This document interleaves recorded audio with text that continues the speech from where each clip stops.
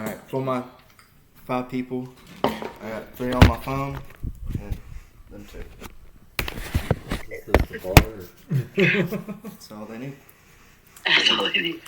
Today, we're talking about how electric cars are not as green and not as efficient as the media makes them out to be.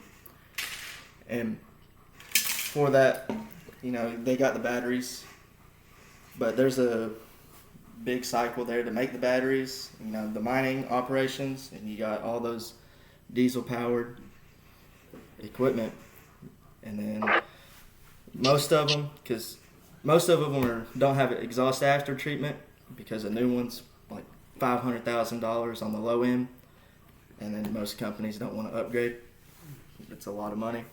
So it's putting out more emission than you just driving around a regular gas car. And then the disposal batteries, there is a proper way to dispose them, but most of the little shops, they're not going to dispose them properly because they're in the market to make money, and disposing them would make them lose money, so they're just going to throw them in landfills where they rot and seep into the earth.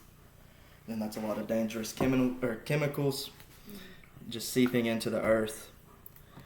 And then the power and reliability, like my diesel instructor said, that they do have electric semis, but they don't have the capability to make it across the country like all the diesel powered ones that are on the road today.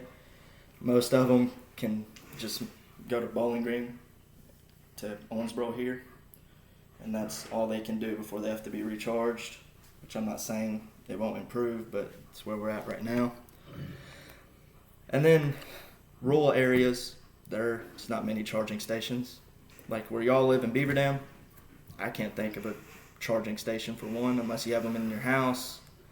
But like with that hurricane that just hit North Carolina, I saw a video, and the water was coming up while their Tesla was plugged in, and it shocked the battery or gas and sparked it, blew up the Tesla and caught their house on fire. And then the battery replacement is like every 8 to 10 years is you're gonna have to put a new battery, and then they're gonna charge a lot for that battery, but then the labor that goes into that, so all out you'd be around $20,000, which it's a lot of money just to keep a car on the road. So you driving a gas vehicle like a Toyota Corolla that are known for their reliability, that's a really good engine. They won't break as often, and it's less than $20,000 to keep it going for the same 10 years as a EV car. And then the charging, there's health concerns like radiation and electrical shocks, like that house I was talking about in North Carolina. And they emit radiation when you're charging them, and that's why they have certain rules in place when you're at the charging station. And then shocks, like another TikTok I saw, there was a Tesla Cybertruck that had it plugged in, and he just touched the metal on the outside and it shocked him. He put a multimeter up to it, and it was 12 volts while it was charging. And then the cost for a home install kit is around $2,000. And then that's at your home, and if you live out in the middle of nowhere, there's not many charging stations, so you have to have that $2,000 charging kit just to be able to drive anywhere.